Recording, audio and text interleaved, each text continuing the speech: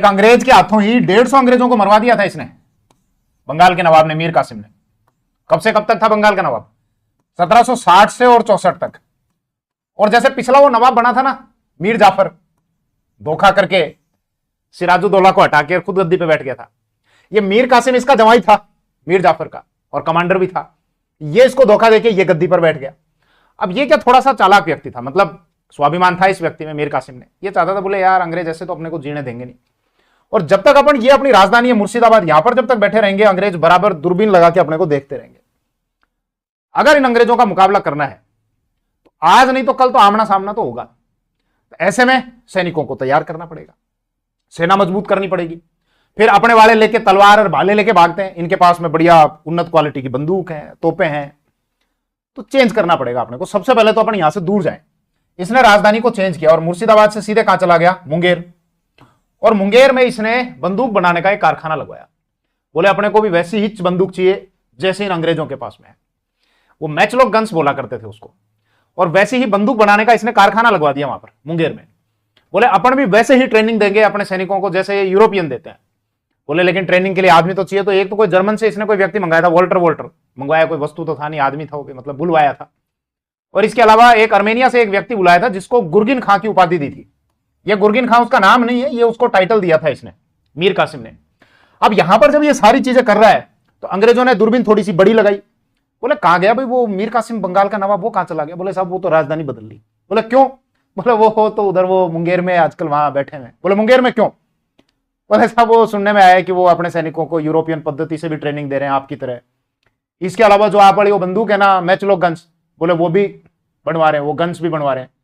बोले अच्छा, जब भी हम देखें कि आजकल ये हमसे थोड़ा सा ऐसे रूठा रूठा सा क्यों रहता है, सीधे मुंह बात ही नहीं करता आजकल, ये चक्कर है क्या इसका? बोले साहब ये इतनी चीजें तो है ही है, एक काम और हो गया। बोले क्या? बोले ये आपको जो दस्तक मिला हुआ था ना, एक अंग्रेजों को क्या एक पास मिला हुआ था, मतलब एक परमिशन मिली हुई थी उनको कि तुम बंगाल में ड्यूटी फ्री ट्रेड करो, कि तुमको सालाना इतने रुपए देना है, इसके अलावा तुमको और कोई टैक्स नहीं देना। उसको दस्तक बोलते थे। मुगल बादशाह कौन था? फर्रुख शेर, उसने अंग्रेजों को बहुत सारी परमिशन दी थी, जिसको इतिहासकार ओम्स ने अंग्रेजों के लिए मैग्ना कार्टा बोला। उसने कहा तुम एक काम करो, सालाना 3000 दे देना और बंगाल में ड्यूटी फ्री ट्रेड कर लो। इसके अलावा जो ये तुम्हारा सूरत बंदरगाह है, यहां पे एक काम करना, तुम साल के 10,000 रुपए दे देना और ड्यूटी फ्री ट्रेड करो इधर भी। बॉम्बे टकसाल के जो तुम्हारे सिक्के हैं वो भी चल जाएंगे, मस्त रहो। कलकत्ता के आसपास तुमको जमीन खरीदनी है तो वो भी तुम खरीद लेना। फर्रुख शेर ने उनको दी परमिशन। अब यहां पर ये जो ड्यूटी फ्री ट्रेड कर रहे थे, तो ये जो परमिशन थे उसको बोलते थे दस्तक। अंग्रेज क्या करते थे, खुद का तो सामान लेके जाते थे, कोई टैक्स लगता नहीं था। मेरे जैसे मान लो किसी व्यापारी का भी टैक्स ले जाते थे तो व्यापारी की बचत हो जाती थी। व्यापारी देखता सरकार को 100 रुपए देंगे, इससे बढ़िया अंग्रेजों को 40-50 रुपए देके अपना काम सलटा लेंगे, अपने भी रुपए बचेंगे, अंग्रेजों को फायदा होगा।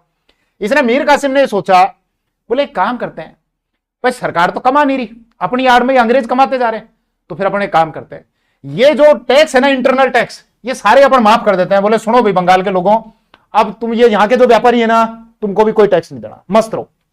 अंग्रेज चिढ़ गए, क्योंकि एक तो ये सारी जो कार्रवाई कर रहा है, सैनिकों को ट्रेनिंग दिला रहा है, फिर बंदूक बनवा रहा है, फिर यहां से ये रासा, ये टैक्स भी यहां से हटा दिया। तो अब मान लो अंग्रेज कोई मेरे पास में आए और ये बोले लाओ आपका सामान दे दो, हम पहुंचा देंगे वहां से वहां तक, टैक्स नहीं लगेगा। तो मैं क्या बोलूंगा, हाँ तुम क्या पहुंचाओगे, मैं खुद ही पहुंचा लूंगा। अब तो इंटरनल टैक्स तो सारे बंद ही कर दिए, तो मेरा वैसे कोई टैक्स नहीं लग रहा, मैं तुमको क्यों रुपए दूंगा, रुपए लगते नहीं अब।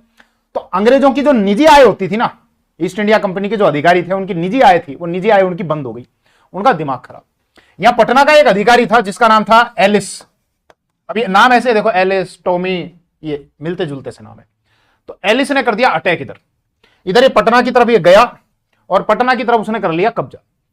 नवाब का दिमाग खराब, मीर कासिम का। मीर कासिम गया उधर अटैक करने के लिए, और एलिस समेत जितने भी ये लोग थे ना, 148 इनकी संख्या बताई जाती है, इन 148 को पकड़ के उसने बंद कर दिया। बोले जेल में डालो, इनको जेल में डालो, इनका बराबर हिसाब किया जाएगा। अब इनको जब जेल में डाल दिया तो अंग्रेजों ने कर दी मीर कासिम के खिलाफ युद्ध की घोषणा। बोले अब ये बागी हो चुका है, बनाया उन्होंने था, अंग्रेजों ने बनाया था भाई। जाफर को भी उन्होंने बनाया, अब जाफर को साइड में करके इसको भी उन्होंने बनाया, फिर बाद में इसको साइड में करके वापस जाफर को भी वही बना देंगे। तो असली नवाब तो वही थे पर्दे के पीछे से, बस ये कठपुतली की तरह कंट्रोल कर रहे थे वो नवाबों को। तो उन्होंने कहा अब ये बागी हो गया, अभी अपनी सुन नहीं रहा है, तो एक काम करो, इसके खिलाफ अब युद्ध करो। तो कोई मेजर एडम्स था, उस मेजर एडम्स को भेजा अटैक करने के लिए। अब बंगाल के नवाब मीर कासिम और एडम्स के बीच में हुई लड़ाइयां, जिसमें एक तो होती है करवा, एक होता है गिरिया की लड़ाई, एक होती है उदानोला, या जिसको उदानाला जिसको बोलते हैं। इसके अलावा एक होती है लड़ाई सूती की लड़ाई, करवा, गिरिया, उदानोला, सूती, ये सारी लड़ाइयां होती है। और इन सारी लड़ाइयों में मीर कासिम को ढंग से हरा दिया जाता है। अब वो वैसे तपा बैठा था, चिड़ा बैठा था, वो जा रहा है अपनी राजधानी मुंगेर की तरफ, दिमाग खराब, झुंझुलाहट है भयंकर। बोले एक तो ये मतलब मैं अपने राज्य में टैक्स बंद नहीं कर सकता, मैं अपने खुद के कारखाने नहीं लगा सकता तो वो बंदूक बनाने के, मतलब मैं अपनी सेना को प्रशिक्षित नहीं कर सकता, मतलब ये अंग्रेज मेरे को करने ही नहीं दे रहे, और मैं कर रहा हूं तो मेरे ऊपर अटैक कर दिया। वो वैसे चिड़ा बैठा, कई लड़ाइयों में हार गया। उसने आदेश दिया, बोले एक काम करो, सल्टा दो। बोले किसको? बोले वो जो पकड़ रखे थे ना 150, उन 150 को सल्टा दो। हालांकि किताब में ज्यादातर हम यही पढ़ते हैं कि साहब 148 लोगों को उसने सल्टा दिया था। उसका कोई एक यूरोपियन कमांडर था मीर कासिम का, मतलब यूरोप का ही था, लेकिन यहां पर वो पैसे देता था और उसकी तरफ से वो काम करता था सेना में, मतलब अपनी मिलिट्री सर्विस वो दिया करता था, जिसका नाम था वॉल्टर सोम्ब्रे। अब अपने वालों से सोम्ब्रे सोम्ब्रे बोला नहीं गया तो अपने वाले समरू समरू करते थे, तो समरू उसको बोला करते थे। तो कासिम ने कहा, बोले समरू, बोले ज्यादा इनका अब डमरू कर दे, इनको बराबर कर दे। अब वो समरू गया और समरू ने इनको मार मार के जो 148 थे उनको कुओं में फेंक दिया। पटना में आप जाओगे ना तो पटना में एक अस्पताल बना हुआ है, पहले वो जो कुएं में जहां पर इन अंग्रेजों को मार मार के फेंका था इसने, सोम्ब्रे ने, मतलब उनका जो समरू है ये, तो वहां पर अंग्रेजों ने जब कब्जा कर लिया था तो वहां पर एक स्मारक बनाया था और अभी एट प्रेजेंट वहां पर एक हॉस्पिटल चलता है। तो मेरे जितने भी व्यूअर्स हैं जो वहां से अगर ये देख रहे हैं वीडियो, तो मेरे को बताना, बोले हाँ साहब ये हॉस्पिटल चलता है और ये हमने सुना है कभी ना कभी इसके बारे में। अब जब इनको सल्टा दिया तो अंग्रेजों को तो मारा ही मारा था उसने, इसके अलावा यहां के भी 200 सिपाही थे भारतीय थे, उनको भी मार दिया था, जिन्होंने उसकी तरफ से लड़ने से मना कर दिया। लेकिन इतिहासकारों को केवल ये दिखाना है कि भैया ये अंग्रेजों के खिलाफ ये कर रहा है तो केवल अंग्रेजों को मारा, जबकि 200 यहां के जो लोग थे उनको भी मार दिया था। अब दोनों तरफ के सींग उलझ चुके थे खतरनाक तरीके से। अब अगली लड़ाई होनी थी, कौन सी लड़ाई? वो लड़ाई हम देखते हैं अगले साल 1764 ईस्वी में। यह घटना तो कब हुई थी? 1763। और अब अगली लड़ाई होती है आपके अक्टूबर 1764 में, जिसको अपन बोलते हैं बक्सर की लड़ाई। और बक्सर की लड़ाई में क्या रगड़ा है अंग्रेजों ने, 7000 की फौज थी मात्र, उंगलियों पे गिन लो ऐसे 7000। और दूसरी तरफ इधर ये बंगाल का नवाब है, इधर ये अवध का नवाब है, ये दिल्ली का वो इधर उधर मतलब नाम का ही वो मुगल बादशाह है, शाह आलम सेकंड, सल्तनत शाह आलम आज दिल्ली तब पालम, इतना सही था वो।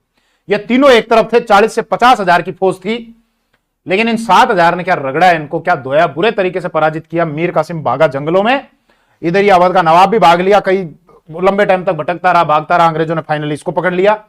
और जब ये युद्ध हो रहा था तो जो शाह आलम है वो युद्ध के बीच में ही, जो वॉल्टर था ना, ये सॉरी मुनरो, हेक्टर मुनरो, मतलब अंग्रेजों का जो सेनापति था, उसके कैंप में जाके बैठ गया। बोले सरेंडर सरेंडर साहब, अपन तो आ गए, अपन तो आपकी तरफ से ही हैं। अंग्रेजों ने शानदार स्वागत भी किया, आइए आइए महाराज आइए, और उसको नजरबंद करके रखा।